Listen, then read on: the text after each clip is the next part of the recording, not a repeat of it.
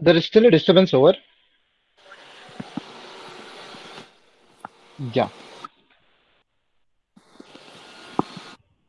Now, Anoka Talent Solution has started with a single mission that to be the most successful, creative, and groundbreaking consulting company for rural youth of South India. ATS provide professional services with integrity, quality, trust, time, and consciousness. ATS analyze and understand their clients' requirements and support them in managing complexity and volume and ensure their aim is on and attained. ATS work with the client for competency mapping, gap analysis, identifying the training need of the students, employees, preparation of training calendar, imparting training to fill the skill and knowledge gap, especially in rural India. They provide custom plans on students, corporate individual training on communication, body language, soft skills, and also helps the institutions and organizations in conducting conferences, workshops, events, guest lectures, industrial visits, etc. from its skilled and highly professional contacts of ATS. And apart from educational sector, they have started customizing the health, nutrition, and diet plans as per the client requirements in this pandemic. ATS thanked BIT, Department of Management Studies, Mr. Pavan, head of the department Hindupur, to collaborate and organize this 4 days national workshop. Once again, we welcome all the participants. Dr. Ramesh, principal of BIT IT, is an energetic enthusiast and a true motivator for all of our faculties at BIT. His excellence and true inspiration make us all to involve in many activities in and out the campus. He has many publications in both international and national level conferences and journals. I request the principal, Dr. Ramesh, to grace the occasion with few words. Thank you. Very good morning, Mr. Anil, for your brief note. Uh, I Good morning, sir. Very good morning, and I'm very delighted and honored to be part of this occasion. The strategies and challenges in Indian economy in recent times is being organized. The faculty development program by Department of Management Studies, BIT Institute of Technology. The conveners are Mr. Pavan and Anil Kumar. So I also thank the team for the wonderful arrangements what they have made. I also thank on behalf of the management myself and all the participants, Ramakrishnaya, Western School of Business, Neelratna Chabal, corporate trainer Aditya Birla Sun Life, Sushmita Punneri, chief dietitian Infosys, for having accepted our invitation and being, and sharing their expertise and knowledge. So I welcome all the participants for this faculty development program. I am very happy to note that there is a overwhelming response from the participants. So any program also depends on the active participation of these uh, participants. So I welcome all of them on behalf of the BIT family.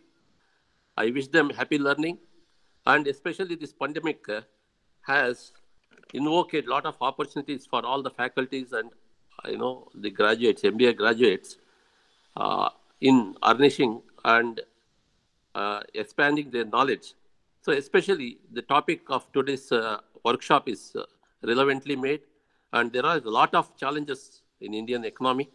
So, you all know Indian population is around 1.38 lakh crore, and we are 3.2 billion trillion economy, and it is the fifth in the world. But what has happened? Just let us see the GDP. The growth in the 17-18 is 7%, and it was in 18 and 19 it has come down to 6.1%, and 19-20 it has scooped down to 4.2. Now with the pandemic situation, it is in the minus side, that is 3.2% GDP. So this has led us to think in a different way how to take forward. And there are a lot of challenges, and government is also trying to uh, support the small scale industries and other things. Make in India sentiment is being widely viraled out, and you all know US has come forward to support Indian economy, and there is recent a conflict between China and India, which has also given a vital opportunity for India. Most of the companies are looking out for India, and there is a lot of requirement for the more economic reforms in the Indian economy.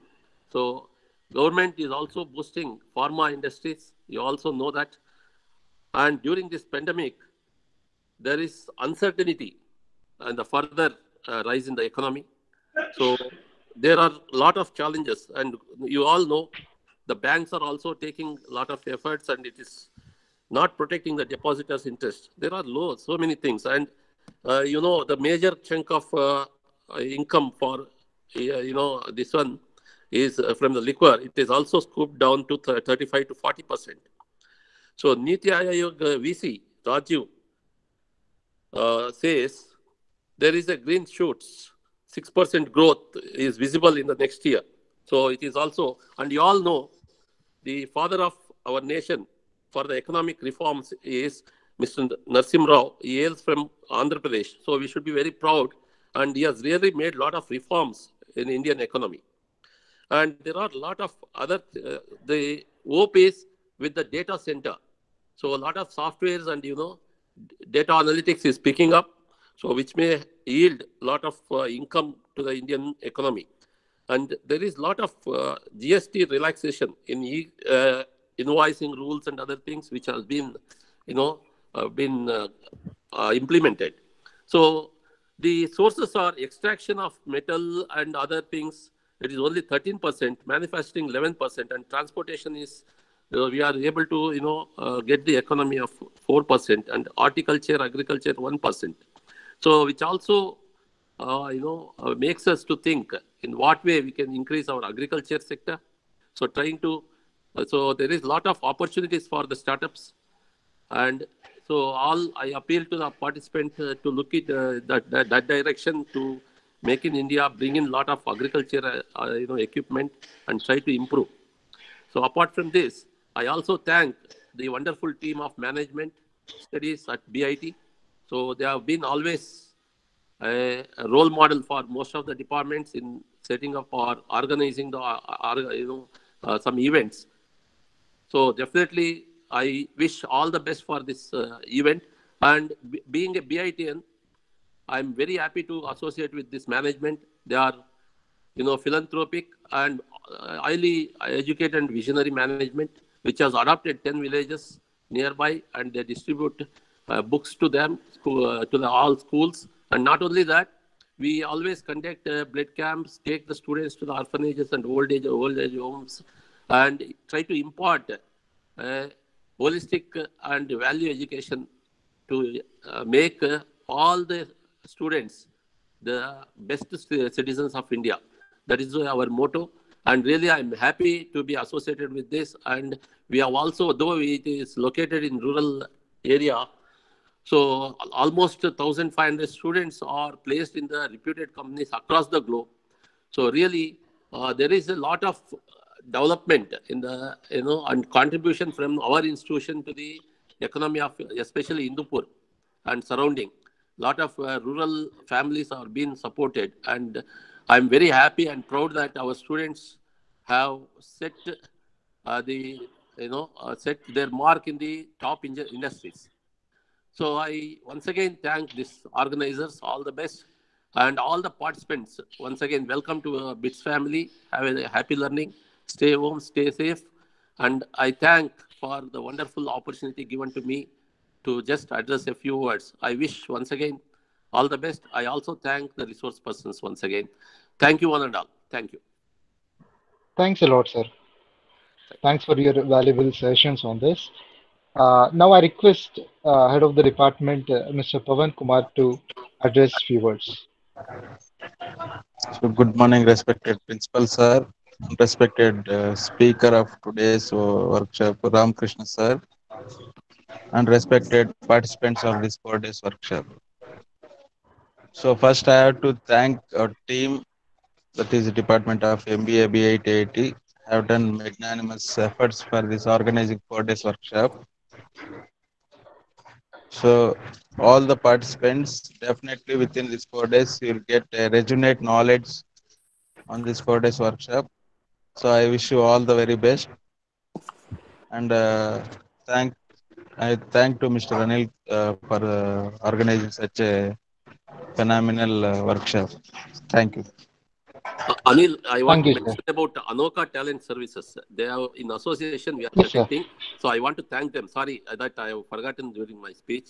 And also I Yes. appeal to all that Thank you. Ratan Tata has spent Sure, sir. 1,500 crores in installing 1,050 beds. Okay, so which is going to be a future Yeah. a better and a big hospital, which is emphasized. I want to even think in that line that we should serve other humans and during this pandemic try to help.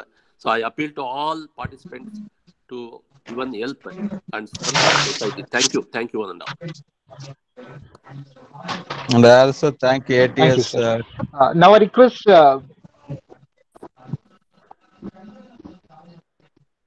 Yes, sir. And I also thank ATS company for accepting such a phenomenal workshop. Thank you. Thank you, sir. Now I request Ms. Anusha to please kindly introduce our resource person for today's section.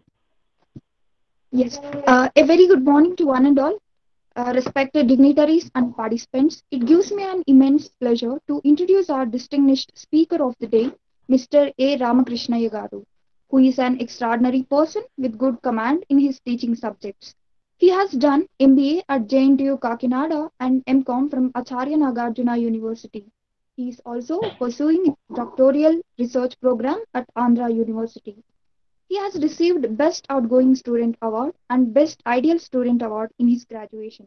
He has secured state 8th rank in Commerce talent test conducted by Superbase of Vijayawada in the year 2007. He has presented many research articles, papers in both national and international conferences and been as a research person for many programs in South India. He worked as a president for Rotaract Club of Gannavaram, which is a subsidiary of Rotary Club, and now working as an assistant professor at Western School of Business, Vijayawada. We are more excited to have your valuable insights from you, sir. Thank you. I request Mr. Ramakrishnaya Garu onto the spotlight, please. Thank Yes. you. Yes. Thank you so much. Yeah. So good morning to ladies and gentlemen, dear students and dear colleague members and the research scholars and other participants.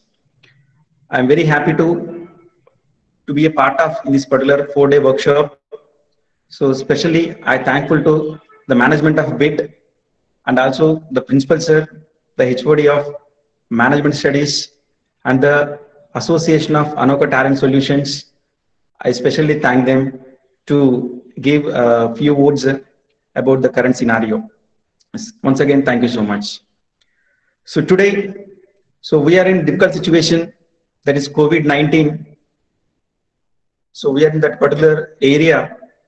So in this particular session, so we are going to be identifying different strategies and the challenges that are faced by Indian economy in the recent times. Okay, it is one of the golden opportunity to all of us to know something about our Indian economy, because it is not our responsibility.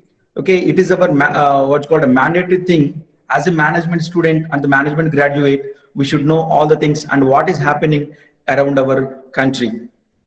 So come to the concept, that is the strategies and the challenges for Indian economy in recent times. So before going to the topic, I just wanted to give the preview about the concept, my dear students. See, India is the greatest country. India is one of the country which is having more resources, financial resources, human resources, and other resources like natural resources. There are many resources we have. And the major resource that India is having, that is population, human resource. Nearly 140 crores of people are living in our country. So second highest after China. So this is one of the greatest asset to us. If we utilize in a proper manner that gives fruitful results, obviously, to the Indian economy. So now I just wanted to give proper statistical information about the population. In the globe, there are nearly 200 plus countries which are authorized and which are identified. 200 plus countries.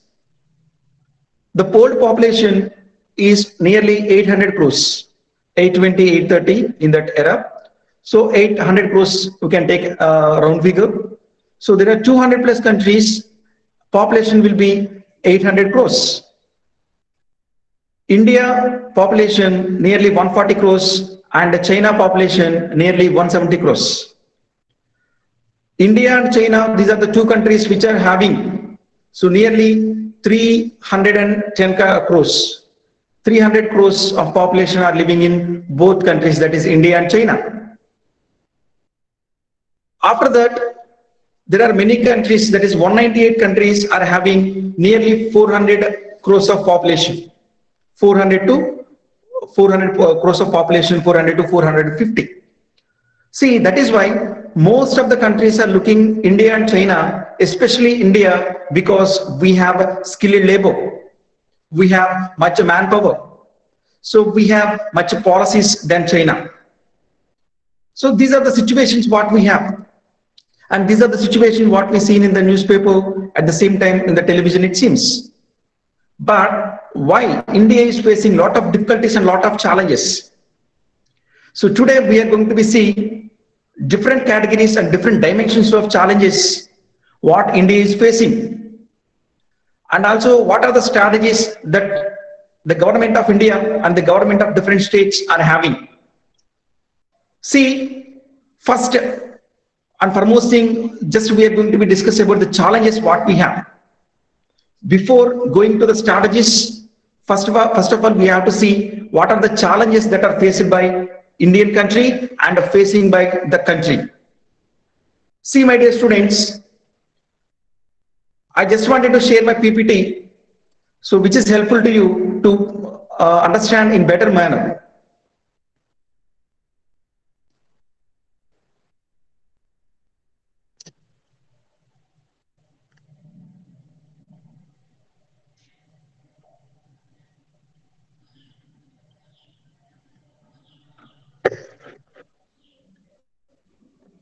Yeah, I hope, is it visible to all?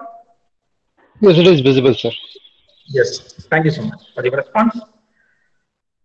So come to the part.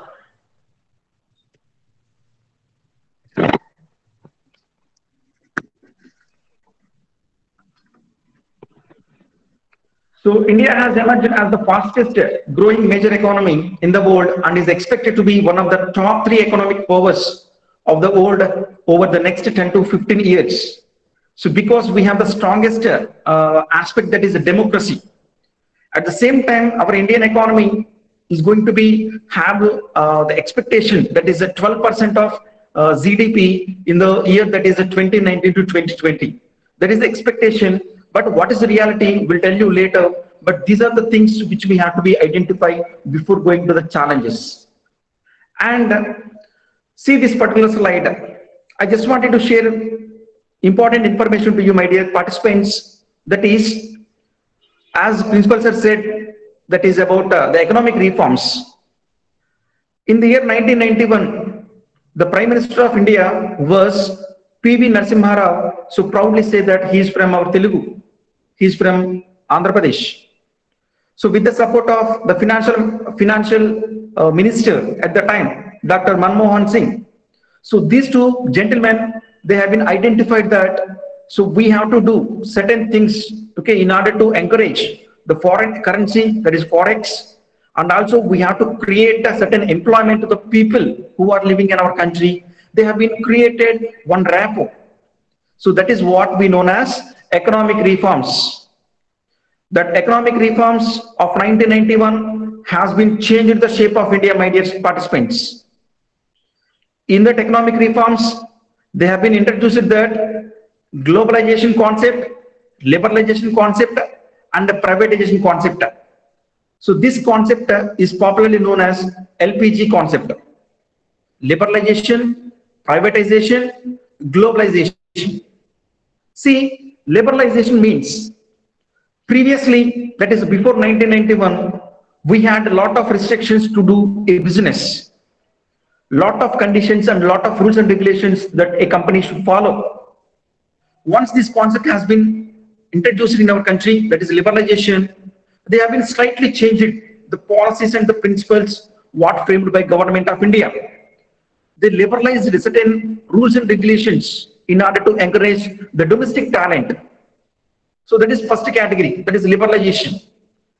And second category, that is privatization. P stands for privatization. Privatization means here there is a talent in the Indian citizen. So we have to be encourage them by providing proper subsidies, by giving proper encouragement to the people. They have been decided that, and they are trying to give the licenses and the permissions to the people who are in our country. And the people who are having skills, who are having the talent, and who are having the innovative thought, so they can enter into the business and they can start the business. In order to that, Government of India has been given lot of benefits to the parties. For example, if a person of India, that is if a businessman of India, he just wanted to export the goods to foreign country. At the time, Government of India has decided to give the subsidy, okay, for the exports especially. So these are the things what we have been seen in the privatization concept, my dear students. And the third important category, that is G, stands for globalization. The world becomes a village, global village. Anybody can do the business anywhere across the globe. That is the concept of globalization. Because of globalization, now we are getting a lot of products from different countries. From hair oil to shoe polish, we are getting a lot of products from different corners of globe. At the same time, we are going to be export of goods to different countries. So that is what a globalization concept. Okay, so they are lifting the gates simply. But before that, before 1991, we had a lot of restrictions if a foreign country will enter into our territory. But globalization concept has been changed in the shape of India, simply say. So that is why Dr. P.V. Narasimha Rao, the Prime Minister of India at the time, is calling as the father of economic reforms. So recently we have been celebrated 100th birth anniversary of P.V. Narasimha Rao Garu. See, that much importance we have, my dear students. Now come to the challenges. Yeah, even though, so 1991, nearly 20 years, so 19 to 20 years we have been completed that economic reforms has been started in our country. But even though there are certain problems which we are facing, there are certain things, certain challenges what we have. Okay, so my dear students, please keep in your brain that is this this presentation entirely is my view only. Okay, so for your benefit and for our benefit, I'm going to be added certain points to here. Now let us see what are the challenges. So since 1947, so we are facing a lot of challenges. In the particular challenges I'm going to be discussing in this particular what's called webinar session. Let us see what is the first one. The first one is unemployment. Yeah. So one hand we may say that so India is a country which is having more population after China. And comparatively China, my dear students, India is the only country which is having the youth power. So most of the Indian citizens belongs to youth category. So that is why India is emerging country. So India is the destination for all the investments. So we may see in the newspaper regularly, on the television also news channels, they frequently say that so Prime Minister of our country has been visited to that country, this country they have been mentioned clearly. And also Chief Ministers of concerned states, they went to different countries in order to inviting investments from the foreigners. And the group of ministers, group of MLAs, they went to that country so for getting investments. So these are the things, these are the news we are seeing in the newspaper regularly and the daily. See, why? My question is, why that much of unemployment we have? In the sense, the policies that are implemented by Government of India, so they are not having proper idea about it. So how to implement it? So they have some certain vision. Okay, but when come to the implementation, so still we are facing a lot of difficulties. Yeah, on other hand, we have a lot of schemes. Okay, so made in India, make in India, startup India, digital India, cashless transactions, cashless India. See, there are a lot of schemes that are Government of India has been introduced, and also for MSME scheme, micro, small, medium enterprises scheme. So there are many schemes they have been introduced for different categories. But even though we are facing one of the major difficulty, that is unemployment. In the recent statistics, my dear students, in 2019, the official unemployment rate was just below 5%. That is for on paper. That is for on paper only. But a report from the Organization for Economic Cooperative Development, that is OECD. Okay, it is one of the organization. Okay, they did research on the unemployment category.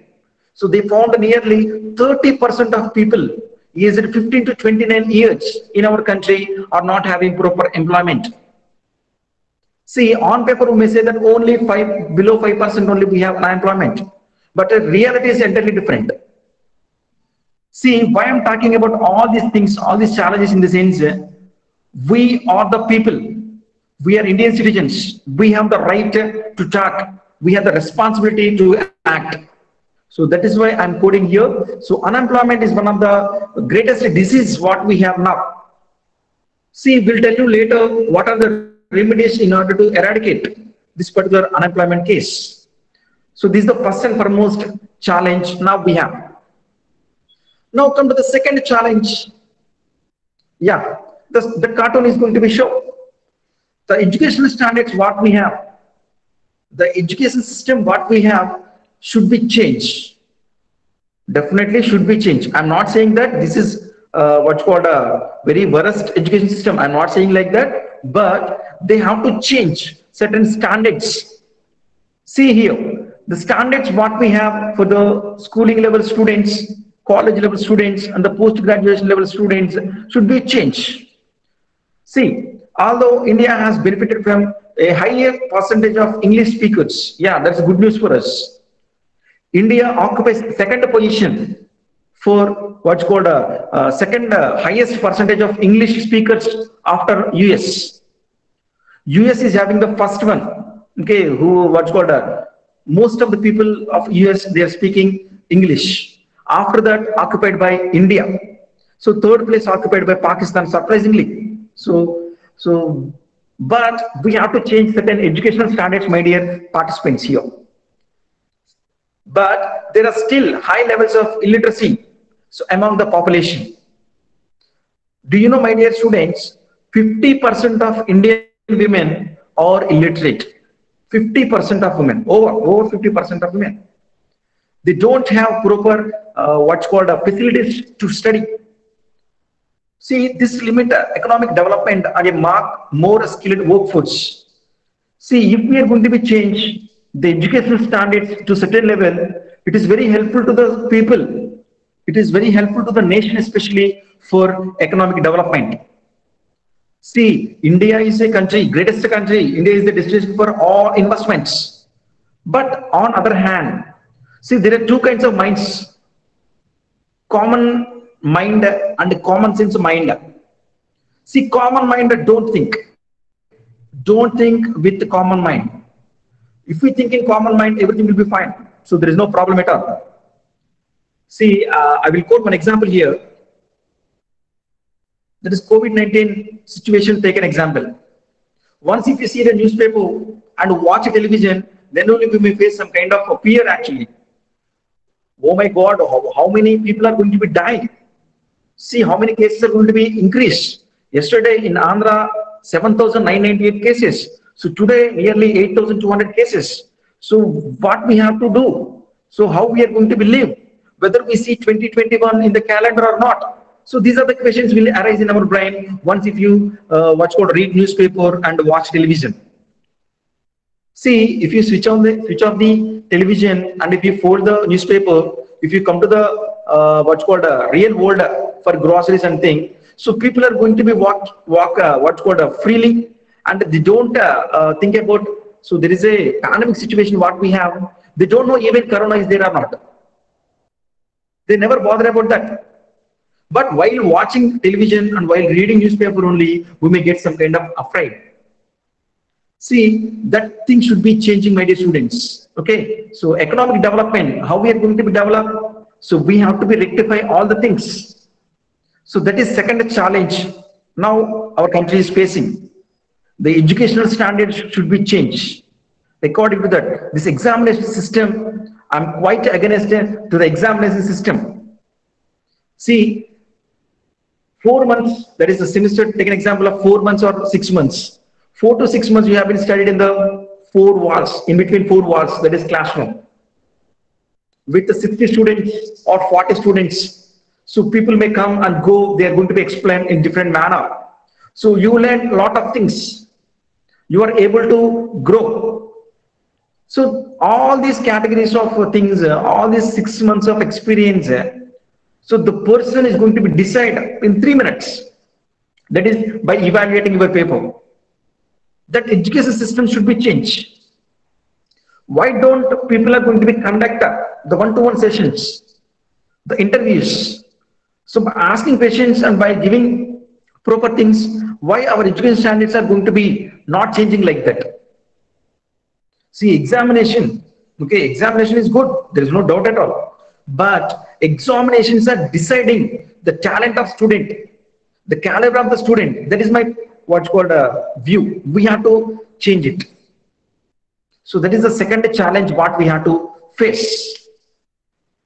Now come to the third one. That is infrastructure facility what we have at present. It is not at all sufficient. It is not at all good for our good economy. Because we'll explain about this particular poor infrastructure in different examples, my dear participants. See, the basic infrastructure facilities like roadways, railways, airways, and the waterways, and the buildings, okay, and the facilities what we have, okay, apart from that particular thing. So we don't have in proper manner. So poor infrastructure facility in our country is there. So see this, many Indians lack basic amenities, lack access to running water. So see, we don't have much water facility. So Indian public services are creaking under the strain of bureaucracy and inefficiency. See, different schemes they are going to be introduced. So every year, 1 lakh roads we have been, 1 lakh kilometer roads we have been constructed. Okay, so one of our ministers will say that, see, we have been provided water facility to 1,500 rural areas. But why we have a skill problem? See this, over 40% of Indian food rots before it reaches the market. See this particular example, 40% of fruits. So it is going to be indicate that the lack of infrastructure facility, that is a lack of transportation, proper transportation. So we have to be provide. So as a government of India, so the government of India should provide different categories of infrastructure. So they have to provide it. Okay, so then only we are going to get what's called boosting to our Indian economy. Now see, the foreign countries, they are looking at India especially because of this particular COVID-19 situation, and also India and China war. So these are the two major things which our country is going to be attracting investments from the outside of India. But if you have same infrastructure what we had in the previous one, so if you have same thing, so foreigners may not be looking into our country for their investment. So in order to get investments, that is very important aspect, that is you have to be provide proper infrastructure facility, my dear students. So this is one of the area which government of India has to focus. See, that is railways. So we got a news that is in railways also there should be a private people contribution. Already there are many trains. So from the private people and the private companies are on the tracks. In coming years, that is by 2025, so most of the companies, they're looking to join and they're looking to contribute something to Indian Railways. So one side of coin, that is good thing, and one side of coin, that is not at all good thing. So we have to support both the statements here. First one is, it is good one, because the competition, because of the competition, the consumer will get the fruitful result and the consumer will get the ultimate service. That is the good thing actually. And the cost of that particular thing also may be reduced. So because of the competition. And the second category, that is because of it, we may lose something. Okay, the employment, it is not going to be have proper employment, it is not going to be have. So unemployment situations will come. So private people, so we don't know how much charges they are going to be charged. See, there are certain things which we have to be focused on, infrastructure facility especially, and the road construction, railway construction, aviation, already aviation, so there should be a contribution from the public sector and the private sector. Okay, so there are different categories, my dear students, but infrastructure facility should be changed according to the needs of nation. Now, come to the fourth one. Yeah, it's very important. That is inequality between rich and poor.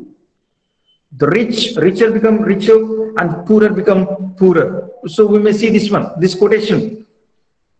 According to this, so Indian, what's called a population is nearly 140 crores of people, but only 2 to 3% of people are having 80% of amount of income. 80% of amount or 80% of money held by only 2 to 3% of people. 2 to 3% of people are having 80% of money. Remaining 98% of people are having remaining 20% of amount, 20% of currency. See, you can see the gap between these two. There is no equality between two. That is why richer becoming richer and poorer becoming the poorer. It is hoped that economic growth would help drag the Indian poor above the poverty line. According to the survey, so BPL, below poverty line, we have what's called nearly 30 to 40% of people of our country are below poverty line. However, so far economic growth has been highly uneven, benefiting the skilled and wealthy disproportionately. See, one thing I just wanted to share with you, that is, there are many people who are in a responsible positions in different companies. Okay, so that is Google CEO. So different categories of people who are in the top position. So even Microsoft CEO, Google CEO, and different categories. Okay, I read one article about it. See, one question one gentleman has been asked that, yeah, very good. So India is developed. So many of the employees, okay, they are in top position in top companies. So they are still employees. I read one quotation about it. Employee should be employee, and the owner should be owner. That is, most of the Indians are the employees, not the owners of the companies. Why don't you train them in order to start a business? Why don't you train them in order to establish a company?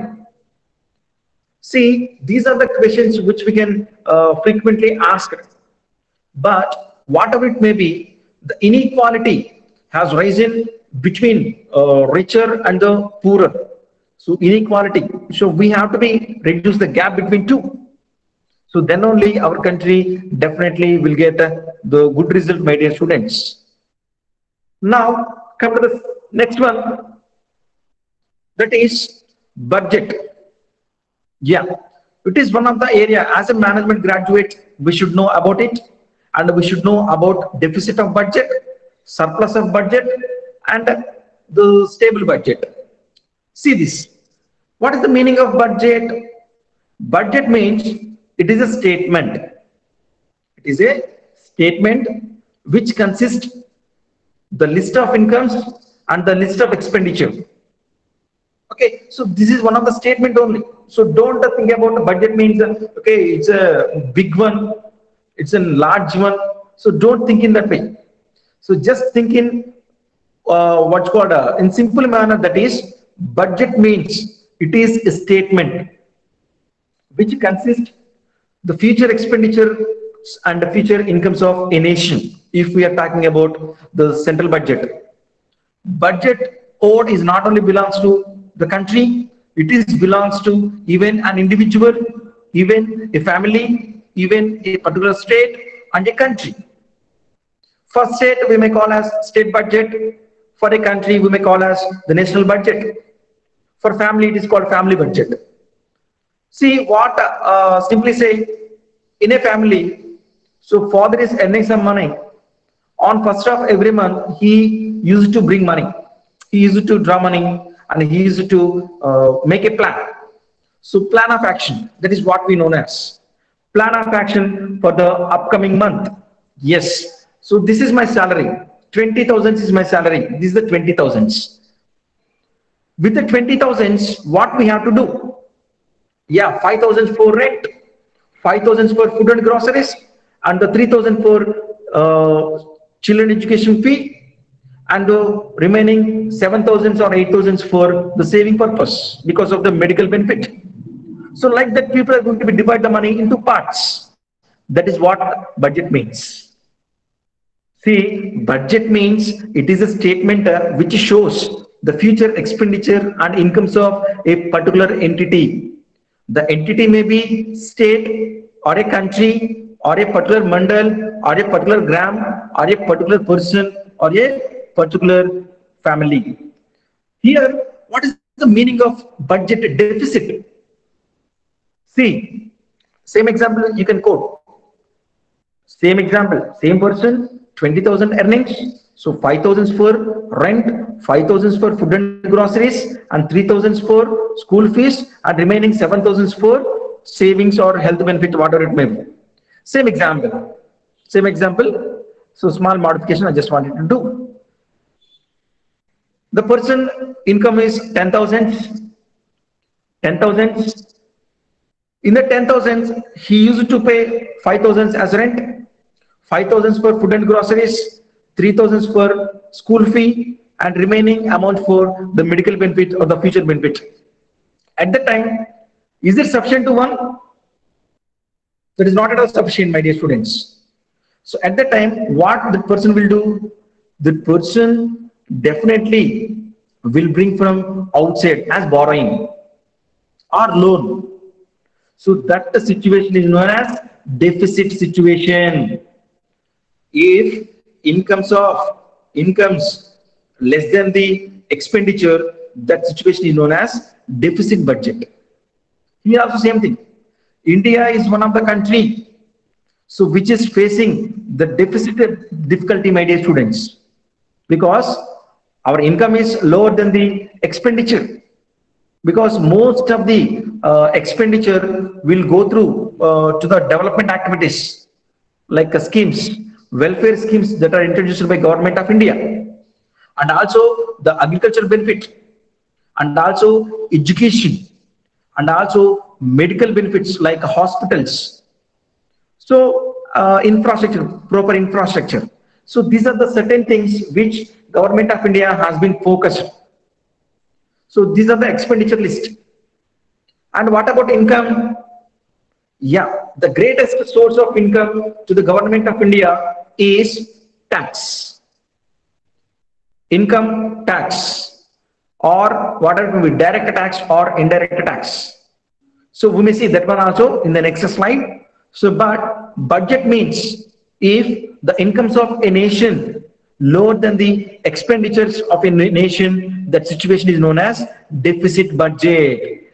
India and the Indian budget never entered into budget surplus for your kind information.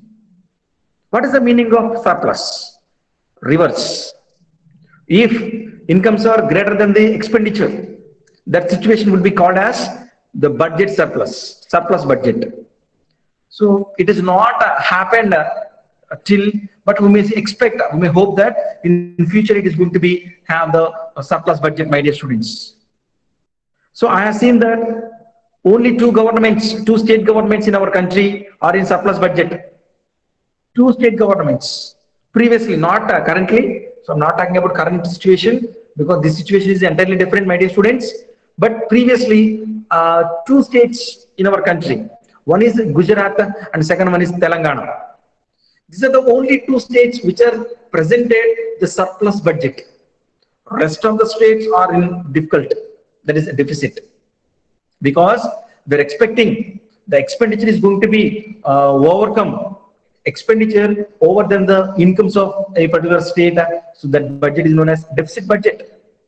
But surplus budget in the sense income is higher than, incomes are stronger, incomes are more than the expenditure. So that situation is known as budget surplus. And third category is there, that is budget stable. Stable budget. Stable budget in the sense, okay, so it may be called as a zero budget because all expenditure is going to be meet the incomes exactly. It never happened in regular situation. It is not at all happened in the regular situation, my dear students. So either budget deficit or budget surplus, we may see only one category of thing. Okay, so see this. India has one of the largest budget deficits in the developing world. Excluding subsidies, it amounts to nearly 8% of GDP, although it has fallen a little in the past year. Okay, GDP, gross domestic products. See, I just wanted to give the clarity about GDP and GNP, my dear students, because most of us are having the difficult thing that is about GDP and GNP. Gross domestic products and gross national products. I just wanted to give the clarity to you. GDP in the sense, the products or the services that are produced within our state or within our country is known as GDP. I repeat, the total number of products and the services produced by a nation in a particular financial year is called as gross domestic products. It's very important one, and it is one of the parameters which is decided the fate of our country. Not only our country, any country. It is one of the parameters. GDP. The total number of products and services that are produced by a nation in a particular financial year. Then what about GNP? Gross national products. Gross national products in the sense, it is also same category, but there is a huge deviation between these two. That is, GDP in the sense we are taking India's boundaries, India's territories. It includes foreign company products, foreign company services, our Indian company products and services we are going to be added in the GDP. But whereas in GNP, only Indian companies, wherever it is, whether they are established as a plant in America, Australia, or Sweden, or Germany, or Japan, whatever it may be, wherever it may be, we are going to be added all the products that are produced by our Indian companies. It is going to be cover all the categories of Indian companies only. We never consider the foreign company products and the services into the GDP. So in GDP we are going to be added, but GNP is entirely different. It is for only the people who belongs to India, the people who started their business with the brand of India. So that is what a GNP means. GDP means we can take India as the territory. So within the boundaries, foreign company products and services, domestic company products and services, all are going to be added in the GDP. But GNP in the sense only Indian companies, which are located in our country, which are located in foreign country, whatever it may be. We never bother about that. But we have to consider all the products that are produced by our Indian companies. That is what the meaning of gross national products. Okay, so it allows little scope for increasing investment in public services like health and education. Yes, already told you that. So we people have given much importance to the health and also education. Okay, so now we are in the situation that is COVID-19 situation. So we are facing a lot of difficulties, especially in terms of health. Many insurance companies, they have been introduced that is Corona Rakshak. Okay, so Corona, some categories of things, insurance policies, they have been introduced. Because that is one of the area which a common Indian citizen is facing difficulty. Okay, so that is budget deficit. So once we are going to be do the multiple things, the things which are going to be boost up our Indian economy, then only we can move into the surplus budget. So if we enter into the surplus budget, so there is no doubt at all, within few years, India will be developed. See, one thing is I'm very sad to say this, that is, when my father was studying, he heard that India was developing country. When I was studying, I got news that is, India was developed country.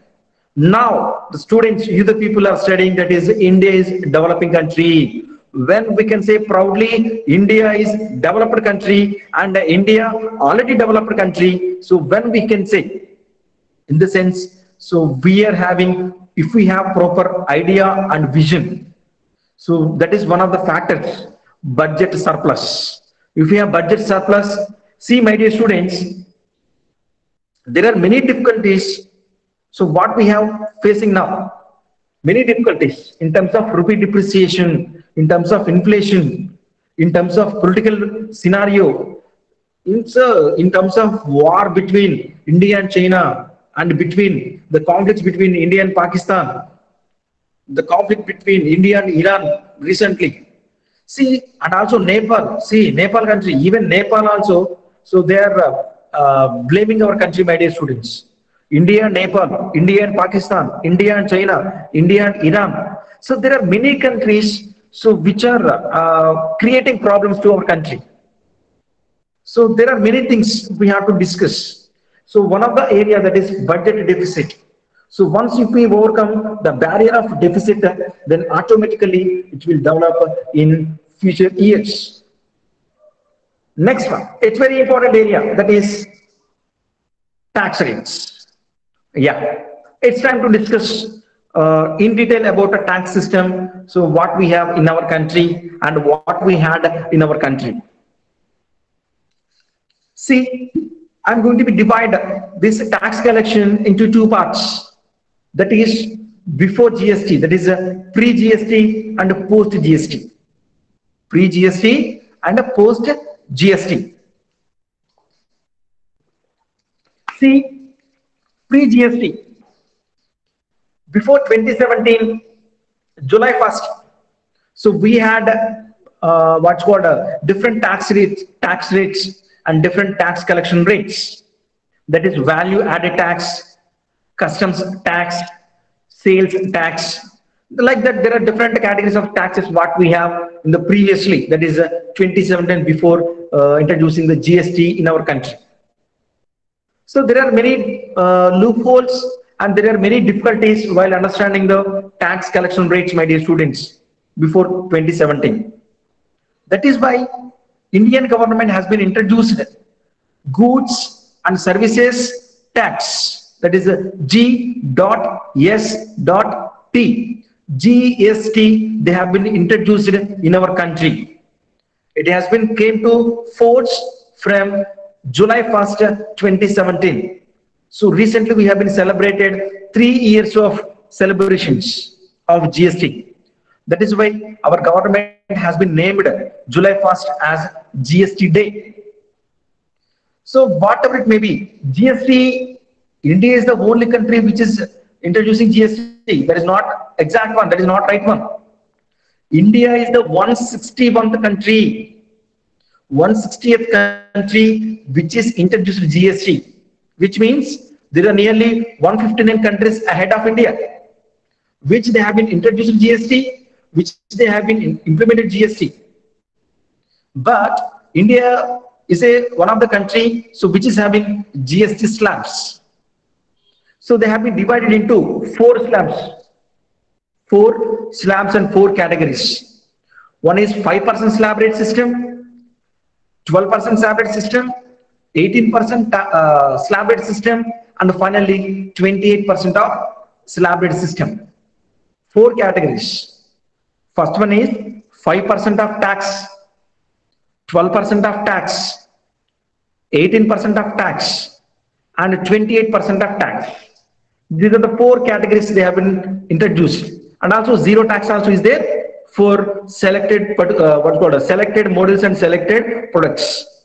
So on an average 5, but in reality only 4 tax slabs we have.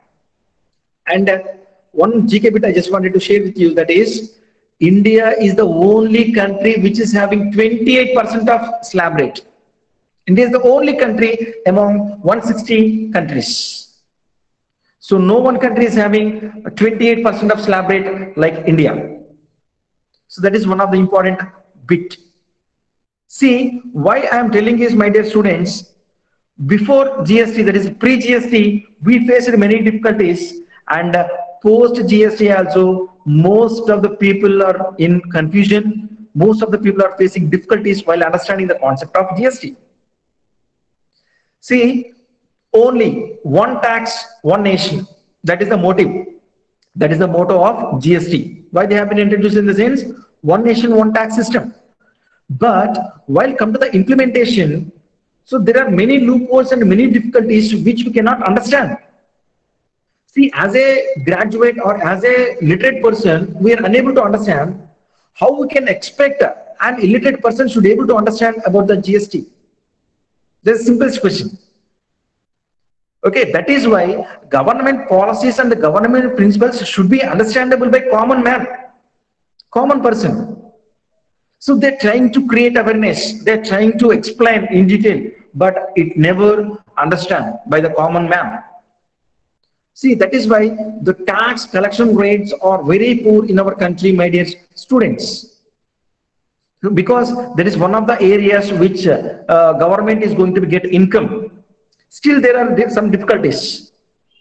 Some of the products which are totally exempted from the GST, they have separate slab system. They have separate tax system and the slab rate system. One is petroleum products. Petroleum products are not in GST slab. If it is in GST slab, who will lose ultimately? Government. Government won't get any kind of income, much income. So that is one of the area. So that is why they never entered and they never added this particular petroleum products into the GST system. See, and there are many things, my dear students, which we are going to be excluded from the GST system. Okay, but whatever it may be, if the government of India is trying to create a kind of awareness to the people, so definitely it will give good result. So that is one of the areas which we can facing the problems and the challenge. And come to the next one, which is very important one for us, that is inflation. Yeah, inflation. In simple manner, we wanted to understand about the concept of inflation, that is, it is a financial disease. It is a financial disease where we are facing many difficulties. The value of currency has been decreased and the price of commodity has been increased. You can see in the pic also. The value of money has been decreases and the price of the product has been increases. So see, I just wanted to quote certain examples for this. Yeah. How many of you know? Yeah, you should respond, my dear participants. How many of you know about the value of currency, especially? Exactly 100 years back. Now we are in 2020. Exactly 100 years back, that is 1920. Exactly 100 years. In 1920, Indian currency, that is the INR, had a more value than USD. I repeat, INR, that is Indian rupee, more stronger than USD, that is United States dollar, exactly 100 years back. How many of you know? I need response. Do you know about it? No, sir. Yes, very good. So exactly 100 years back, my dear students, in 1920, our currency had more stronger. Now, what is the situation? In 1947, 1 INR equals to 1 USD. 1 INR equals to 1 United States dollar. 1947, exactly independence time. 1980, it has been reduced. The value of Indian currency has been reduced to 20. That is, if you wanted to get 1 USD, that is 1 United States dollar, you have to spend 20 INRs. 20 Indian rupee if you give, so then only they will give $1 to you. So that is the situation. The situation has been slightly changed. Now see, in 2020 the situation has been changed. Nearly 74.75 paisa, that is 75 rupees you have to spend in order to get $1. 100 years back, what was the situation? And now what is the situation? You can easily compare. So that is what inflation is. A best example for you for the better understanding. Inflation means the value of currency has been diminishing. The price of the products has been increasing. See, 10 years back, take an example, in 2010, so you may compare 2010 to 2020, you may compare the prices. Food prices, clothing prices, housing construction prices, hospital bills, and the movie tickets, and the retail outlet products, whatnot, you can compare. Even railway charges, bus charges, you can compare all the things. It has been increased twice, thrice, 20% or 40% or 50%, we may see. That is what inflation means. It is the greatest disease what we have. See, okay, so if we compare with Indian rupee, if we compare with the US, so we may feel very bad and we may feel some kind of guiltiness. If we compare with some of the countries which are underdone to our country, my dear students, if you compare with the Sri Lankan rupee, Sri Lanka also, they have a LKR, the currency ticker name is LKR. LKR means Lankan rupee. In Sri Lanka also, they may call as rupee, Lankan rupee, LKR. If you wanted to get what's called 1 INR, you have to give 1.40 of Lankan rupee, which means in our currency 10 rupees equals to 14 rupees in their currency. If you go to Sri Lanka in order to spend holidays, so if you take 1 lakh rupee, so you can spend 1,40,000 with that. Okay, worthable 1,40,000 worthable amount you can get it. So that is the meaning of it. And if you compare with Pakistan, in Pakistan also the ticker name would be PKR, Pakistan rupee. Even Pakistan also they have currency name rupee. So if we compare with Pakistan rupee, our currency has more stronger. So 1.45 rupees, which means you can understand. So in our country, 100 rupees equals to 145 rupees in Pakistan country. If you compare to Nepal, if you compare to Bhutan, so if you compare to several countries, so our country currency is having more value and more strong. Okay, if you compare to some of the countries which are developed, like US nearly 75, UK nearly 95, and also Australia nearly 52 rupees, and also Singapore 50 rupees, even Canadian dollars, Maldives rupee, MBR Maldives rupee, and also what's called the Kuwait dirhams. So Kuwait dirhams, if you see, my dear students, I will tell one example for Kuwait dirhams.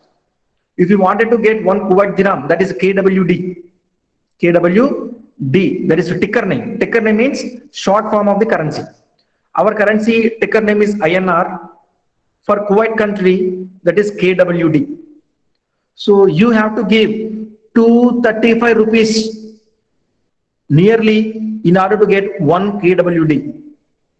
I repeat, if you wanted to get 1 Kuwait dirhams, that is KWD 1, in their currency that is 1 rupee for them. In order to get 1 KWD, you have to give 235 rupees. That is the highest one for us. 235. Which means, so if you imagine, my dear students, okay, US, that is the 75 rupees. Okay, UK 95 rupees. If you compare to Kuwait, so it is very higher. So that is why inflation means the value of currency has been diminishing and the price of the product has been increasing day by day. Okay, so that is the meaning of inflation, and every country is trying to reduce the gap between the inflation, what's called the price of the product, and the value of currency. See, we may expect inflation. Inflation should be in between 4 to 5% are there in our country. So that is not at all good one. So our government of India has been taken so proper precautions in order to avoid it. So in order to get the good result, my dear students, it is one of the area so which we are facing challenge. Now come to the another one. So along with the previous one, along with the previous discussed challenges, there are certain things which we can focus. That is, obviously, I told you that rupee depreciation. Rupee depreciation, we may see. So how rupee has been changing year by year, we may see that. Along with that, there are a number of challenges what we have. That is, first one is political climate. Yeah, political issues. It is nothing but war between countries. Okay, it is nothing but the conflicts and the what's called a grievance between two countries. That is what we see now. India and China, in between India and Pakistan, in between India and Nepal. So there are different reasons behind it. The reasons behind it is simply, so we are going to get some kind of benefit from different countries. That is why so few countries are not going to be accepted. As Principal Sir said, that is, US government has been given their support, the extended support to us. So that support so would not digest by few countries like China and Pakistan especially. So that is why there are many challenges which our country is going to be faced. It may be inflation, it may be rupee depreciation, or it may be infrastructure facilities, lack of infrastructure facilities, and a lack of things. Okay, lack of different categories, education, poor educational standards. There are many reasons behind it, my dear students. But whatever it may be, these all are one side of coin only. One side of coin. On other side of coin, we have many opportunities. The problem would be we have to grab it. That is the only problem. Yes, there are number of vacancies are available, but to whom? The people who are having the skills, the people who are having the talent, and the people who are having the innovative thoughts and innovative ideology. So they easily get the job, so they can easily survive in the market, and they can easily what's called earn money, and they can easily develop.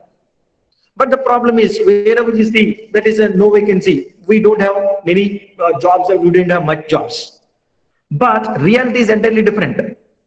So opportunities are available if you grab in proper manner. We have to grab it. We have to catch it. Okay, so that is why here also Dr. APJ Abdul Kalam has been given one quotation about the education. See, education is the powerful weapon which you can change the world. Which you can change the world, definitely. That is a beautiful quotation. So we have to grab it, grab the opportunity. Okay, we have to convert the opportunity into the benefit. So these are the things and these are the challenges what we faced so far. Now we see what are the opportunities that are available to our country.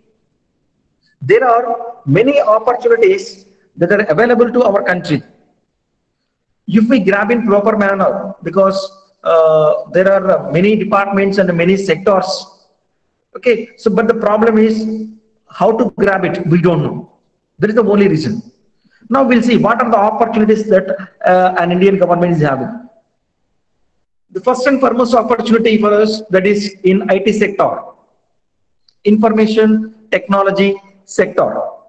This IT sector has been India's sunshine sector for quite some time, my dear students, because it is going to be contribute lot of income, national income, so in order to get so much benefit to us. But whatever it may be here, whatever you're talking about, the Microsoft, Google, so these are the some of the guys which are having the Indian background, and these people probably say there is the Indians, so they are in the top position in the top companies. See, that is why here also it is one of the global player. Our India is one of the global player in providing world-class technology solutions according to the Indian Brand Equity Foundation figures. Okay, so by 2020, so we may receive that $225 billion. Yeah, 1 billion equals to 100 crores, $225 billion of what's called a business we have from IT side, information technology side. Okay, so Bangalore, Hyderabad, even Mumbai, Chennai. So these are the hubs what we have for IT especially. But whatever it may be, here on other side, we may say that there are many difficulties what we have. But one side we may say that in information technology, we have lot of opportunities and vast of opportunities. Okay, most of the Indians, those who are having the thoughts and ideas, they may went to different countries and they may survive. They may benefit it. But what about the country? What about the position of our country? So they may not bother about it. But whatever it may be, we have, this is the right time to grab the opportunity because of India and China, and also most of the countries are their anger on China because of the COVID-19, that is coronavirus. So they have been, that is why most of the brands which are already located in China and which are ready to locate in China, they are trying to look up the other countries like India. They're trying to establish their plant in our country especially. So that is why our government of India is trying to give subsidies for them, is trying to attract them. So by giving proper subsidies and by giving proper benefits to them. So that is one of the good aspect. So that is why we have vast of opportunities in IT. The thing is grab it. So when we are going to grab, so that depends on the economic development, obviously. It is one of the areas which we have more opportunities. And next one, telecom sector, telecom segment. Now everyone is speaking about Jio, but before Jio, so we got much telecom contribution. So Indian economy is mixed economy. We know that mixed economy in the sense. Both sectors are going to be participate, that is private sector and also the secondary sector and the primary sector and the secondary sector, tertiary sector. These are the three sectors what we have. Okay, so in that particular category, India is a country which is having mixed economy, which means there should be a contribution from private people and the public people. Private participation should be there and the public contribution should be there. That is why India is the best example for mixed economy.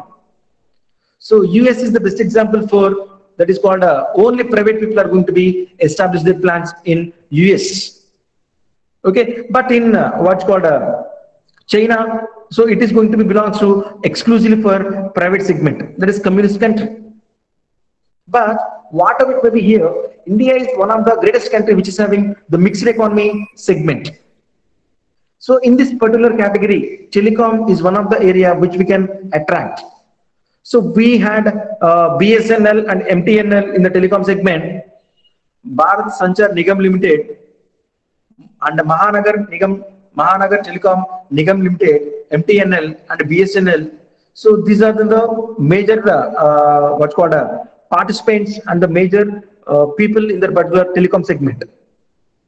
See this, India's telecom story is only getting better. According to Zeno estimates, India already has nearly 850 million mobile phone subscribers. Yes, you can underline it. 850 million mobile subscribers means 85 crores of people are having the mobile phone, what's called that's the meaning of it. 850 millions means 85 crores. Out of 140 crores or 135 crores, so we had 85 crores of people are having mobile phones. Okay, so with a 15% of smartphone penetration, 15% of smartphone penetration means so only 15% of people are using smartphones, but however it may be, 850 million people are having the mobile phones. So all these points to a penetration that is fueling to the growth of enterprise mobility in India, which will lead to significant employment growth. Yeah, definitely. If we inviting the what's called different categories of investments in the telecom segment, that should be boosting to our economy, my dear students. There is no doubt at all. See, now people are giving, okay, what's called Zio has been entered 3 years back. Before Zio, we had, and now we have Airtel, Idea, Vodafone. There are many companies which are providing the telecom facility. So in order to that, there are n number of opportunities which are available because only 15% of smartphone penetration we have. Remaining 85% we can grab it. Definitely we can grab that particular opportunity. So you have to think in a common sense brain, not a common brain. Okay, it is one of the segment, it is one of the area which we have n number of opportunities, telecom segment. First one is IT sector, second one is telecom sector or the segment, so we can get n number of opportunities, my dear participants. And third category, now everybody is looking for healthcare. From just born baby to the old age person, everybody is thinking about health because of the COVID-19 effect. See, COVID-19 affects our lives tremendously and dramatically. So it has been changed completely the lifestyle of human beings. From morning to the evening, from morning wake up to the night, what's called sleep. So we have been changed dramatically because of COVID-19. Okay, so it is one of the caution to us. So we have to take care about our health, especially. So there are clear indications that healthcare is going to be a major sector that stimulates economic growth and contribute to employment. It is not only helpful to the economic development of country, it is going to be contribute to the nation, that is in terms of employment creation. We should create some kind of employment to the people. So that is the objective of every government. Over 40 million new jobs are expected to be generated by 2020. 40 million. 1 million equals to 10 lakhs. So 40 million jobs are expected to be generated by 2020 as per the report titled as India's New Opportunities 2020. Okay, so by IMA, that is Indian Management Association. Okay, here healthcare segment and what's called we are going to be get certain benefits to us, that is Bharat Biotech. Okay, so proud to be an Indian first one, and it is located in Telangana state, Hyderabad. So that is Bharat Biotech has been announced that we are going to be launch the COVID-19 vaccine, that is a vaccine in the month of August or September. So they have been introduced like that. They have been announced like that. So not only this one, Covaxin. Yeah, Covaxin. The name is known as Covaxin. Not only that, even different companies which are located and which are originated in India. So they are trying to develop different things and different medicines in the healthcare segment, my dear students. It is not only contributing to economic development, It is contributing to employment creation, and it is going to be generating the foreign exchange too. That is why healthcare is very important for us. So it is one of the opportunity for Indian government in order to grab it. Another one, yeah, infrastructure. On the previous one, that is in the challenges also we seen that so lack of or poor infrastructure facilities. Now we are talking about infrastructure facilities. See the opportunities that are available in infrastructure segment especially. See, how many of you know about special economic zones? S.E.Z says. How many of you know? Can anyone please respond? Yes, sir. These special economic zones will have different tax rates. Okay. Any other? What is the objective behind a SIZ? Any idea?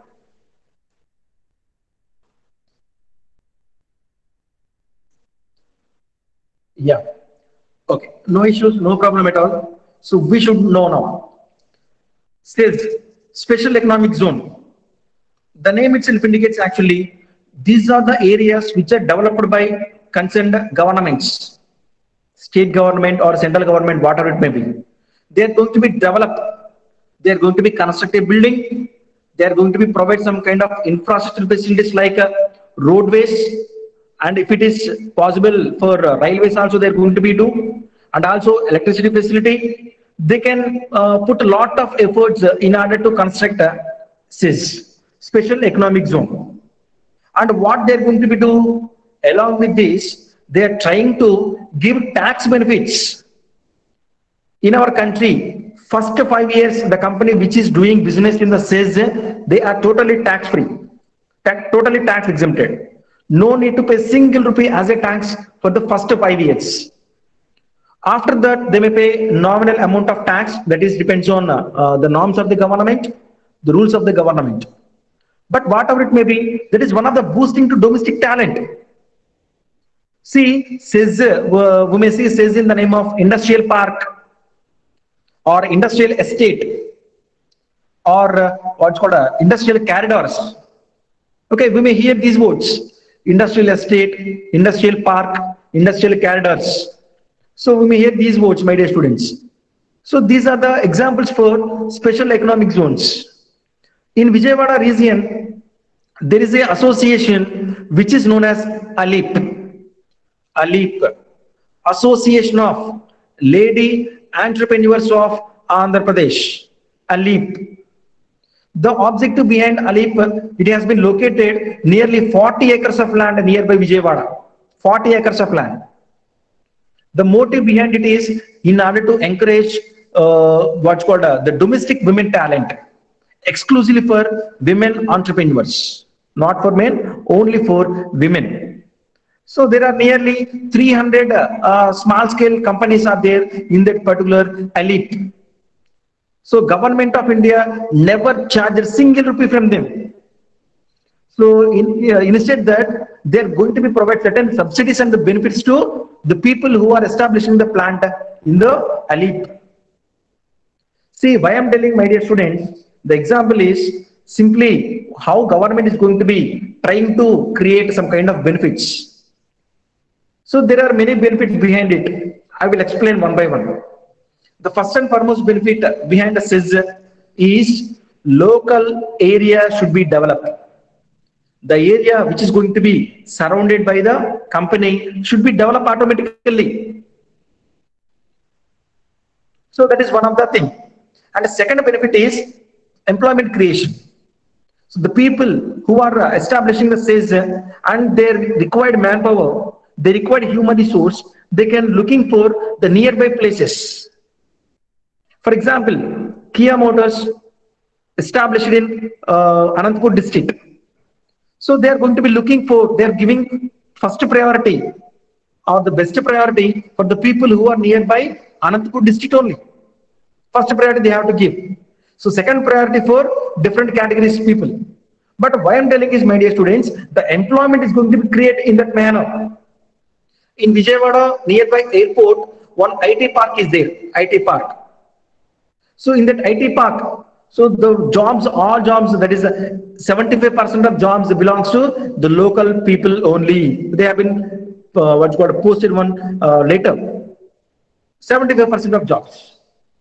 So remaining 25% they can recruit somebody from our country, from our abroad, whatever it may be. So that is their motive. Here, surrounding areas are going to be developed.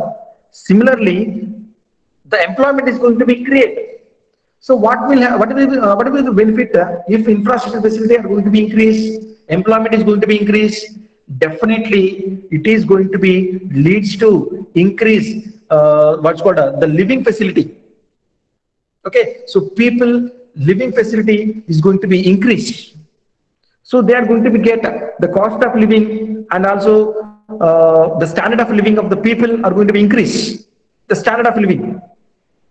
So these are the different benefits if we have proper infrastructure facility. So that is why India is trying to create SEZ and also MSME schemes, micro, small, medium enterprises schemes. They're trying to boosting the domestic talent. In order to that, Skill India, Digital India, Make in India, Made in India, so Startup India, Stand Up India, there are many schemes they are going to be introduced in order to encourage the domestic talent, my dear students. So it is one of the best example for infrastructure. Okay, so not only roadways, so they are providing different facilities. So the people who are going to be export the goods to somebody, some other country, so a government of India is trying to boost him and trying to avoid tax. So in order to encouraging the exports, in order to discouraging the imports, government of India is trying to do the thing. So that is one of the opportunities that are available for us in order to development of our country. And next one, that is a retail segment. Yeah. So past a few years, if you see, the scenario of retail industry has been increased tremendously, especially online shopping and also offline shopping. So both are having the different categories. Retail means, okay, n number of products are available under one roof. There are many products that are available under one roof is known as retail outlet. Okay, so the retail outlet or the retail sector has grabbed headlines with the talks of 100% of foreign direct investment. The single brand retail. Okay, so previously the government of India introduced that 100% FDI, they have been allowed. Means, so people directly will come. FDI means foreign companies, they can directly put their investment in our Indian business. We'll tell you best example for retail. How many of you know about Walmart? Walmart. Can anyone please respond? Walmart. Yeah, we know. Yeah. So Walmart is the global leading retail outlet and retail company. So across the globe. So how many of you know Walmart is occupied second position in the global retail market? Then what about first? Who occupied first? There is a biggest question. The first Amazon. and foremost, any answer? Amazon, sir. Which one? Amazon. Amazon. Okay, I'm not talking about the online, so offline thing. Any idea? Sir? Not Amazon, that is Tesco. So Tesco retail outlets, it is occupied the #1 position in the old leaders. There is a global participants. So second position occupied by this one, that is Walmart. So why I'm telling is there is a future for retail industry. Yes, in future Amazon may be occupied the first position. There is no doubt at all, and we may see that one also. So that is why, if you see, my dear students, Walmart purchased and Walmart contributed. So they have been taking the share of Flipkart. How many of you know this? Sir, Walmart, I know. yeah, good. I know, sir. How, yes, Walmart has been taken the share of Flipkart. So they are going to be enter into the 100% different segments. Yes, yes, that is the exact one. And Tesco has been announced that so we are going to be enter into Indian segment. So we don't have Tesco outlets. We didn't see in our country because we don't have. Tesco has been announced that we are going to be enter into the Indian market with the support of Tata, with the collaboration of Tata Industries. They have been made that statement. See, so Tesco is going to be enter into our Indian market with the collaboration of Tata Industries. So because India is a market which is having more number of opportunities, so there is a market to grab. So because of this, employment is going to be created, the per capita income is going to be increased, and the national income should be increased, GDP should be increased, and the what's called different categories, the standard of living of people are going to be increased. There are n number of benefits are available due to this one. That is why our government of India has been announced that the 100% FDI in the single brand retail.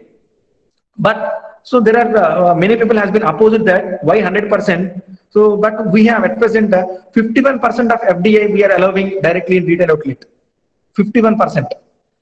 So because of this, the industry, retail industry should be stronger. It is going to be create a stronger organized industry that will help to generating the employment facility. Okay, so this is one of the greatest way to grab the opportunity, my dear students. And next one, that is the banking industry. Yeah, banks. Where we have more banks, then there will be a development. Definitely, where we have more number of banks, then there will be a development.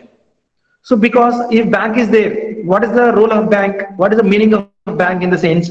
Bank is going to be act as a mediator or act as a representative of one person. It is going to be act as a bridge between depositors and the borrowers. It is going to be act as a bridge. So what a bank will do? Bank never produce any product. So bank is going to be do the mediation work. The mediator work bank is going to be do. It is going to be act as a mediator between depositor and the borrower. See, it may take a deposit from the people. It may give the borrowings to the people. So in between, they're going to be charged certain amount of fund for what the benefit of the bank, the maintenance of the bank. See, India is a country which is having the strongest banking sector, strongest banking foundation. So there are two kinds of banking system, my dear students. One is unit banking system. Second one is branch banking system. First one is unit banking system. Second one is branch banking system. India is following second category, that is branch banking system. We have branches of bank. State Bank of India is having headquartered in Delhi or Mumbai, but we can see the branches in Penukonda, Hindupur, Vijayawada, and also some other corners of India and Andhra Pradesh. It is going to be have certain branches because we are following branch banking system.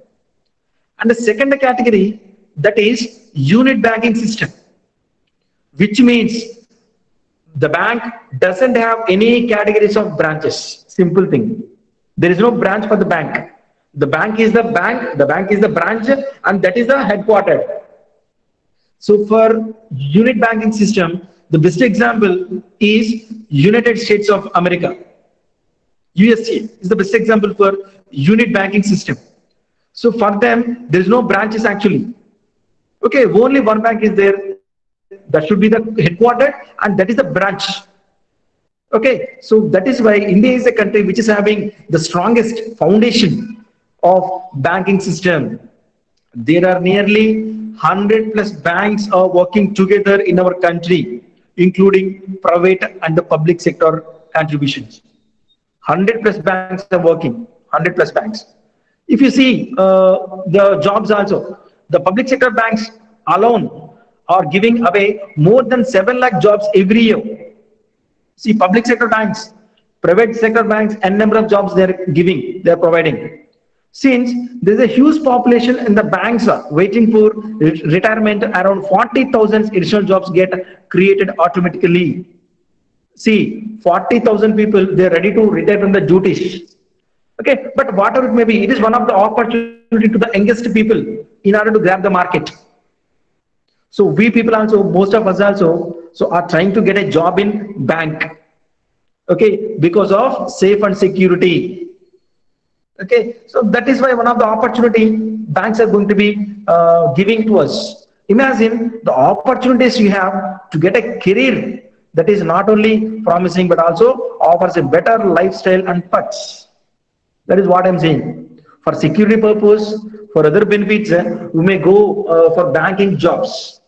Okay, I just wanted to quote one point here, my dear students, that is, wherever you see there is a branch, but nearly 40% of rural areas, they don't know about bank, they don't have proper banking system. That is one of the options to the nation. We have to grab it. So 40% of rural areas are not having proper banking system. Why don't you grab it? Yes, we have to grab it by providing what's called a different facilities for banking. Now we may see, so there are a lot of collisions and there are a lot of amalgamations in the banking segment. So Canara Bank is going to be merged with Syndicate Bank, merged with Canara Bank, and also Andhra Bank merged with Union Bank of India. So State Bank associate banks are there previously. State Bank of Hyderabad, State Bank of Bikaner and Jaipur, State Bank of Travancore, and State Bank of Jaipur. Okay, there are many subsidiaries State Bank of India had previously.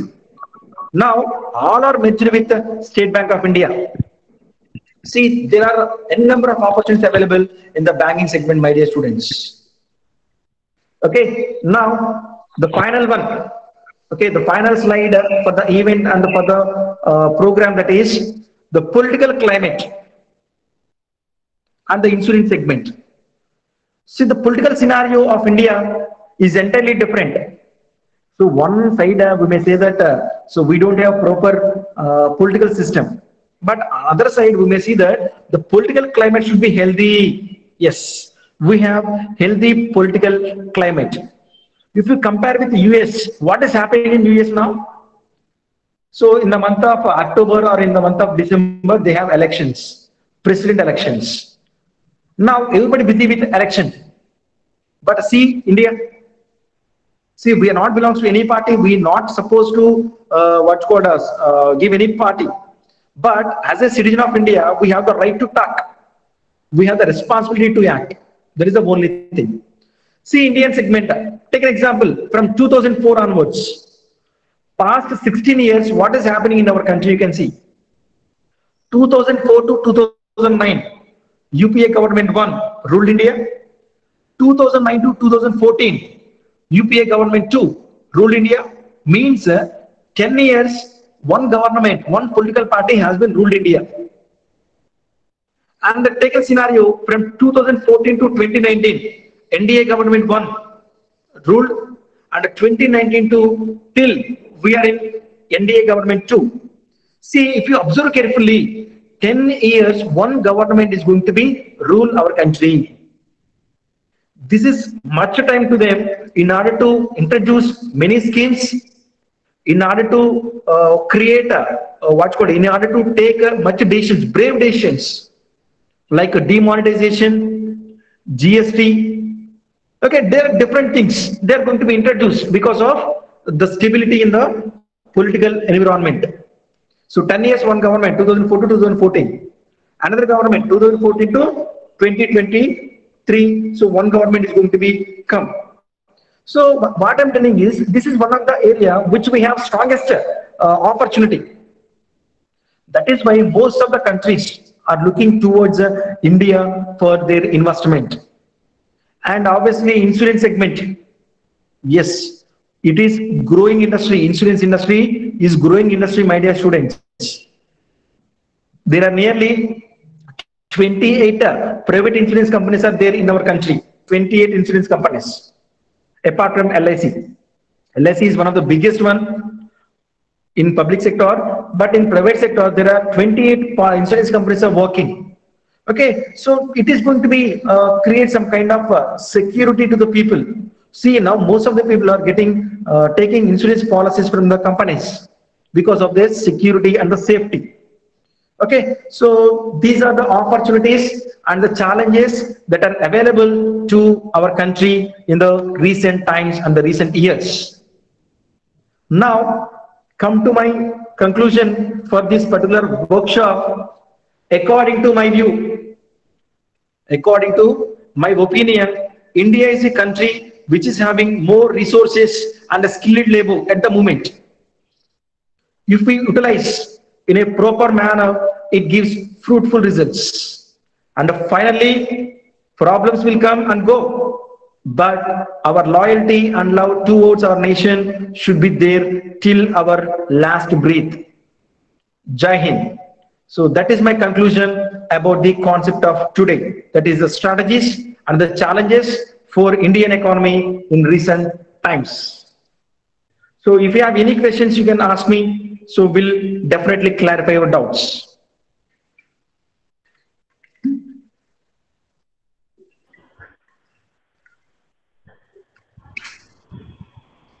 Yeah, students, any doubts you have? Sir, there is one doubt. Yeah, ask me. Now Jio is launching a retail segment that Jio Mart. Yeah, JioMart, yes. Yeah. And Flipkart also merged with Walmart, and they are entering into the retail segment that provide a wholesale to the retailers. Yes.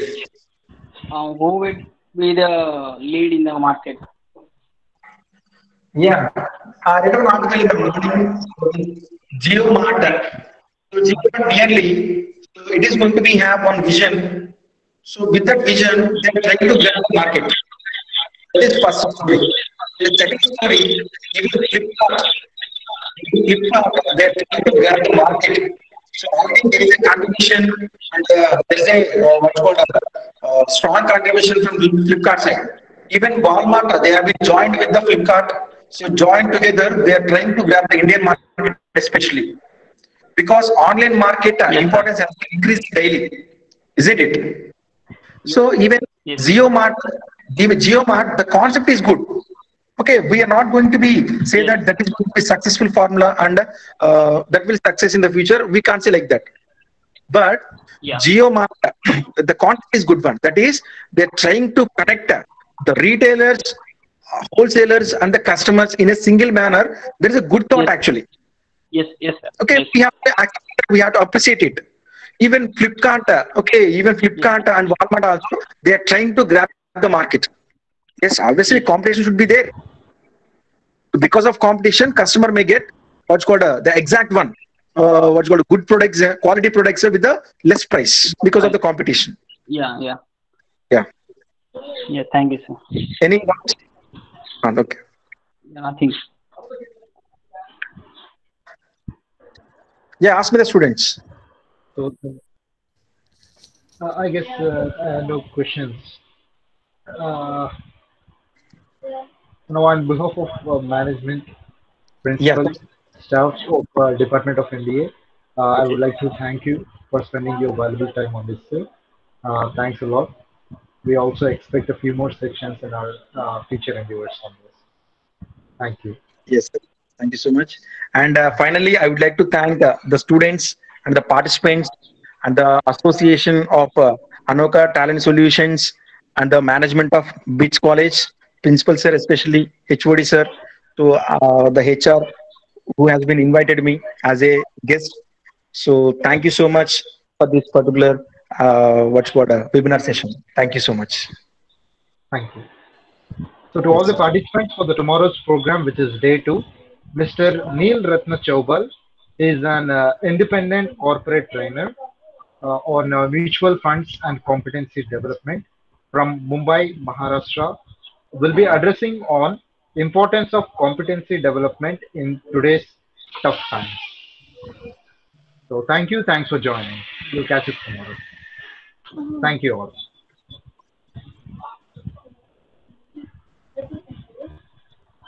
Thank you all.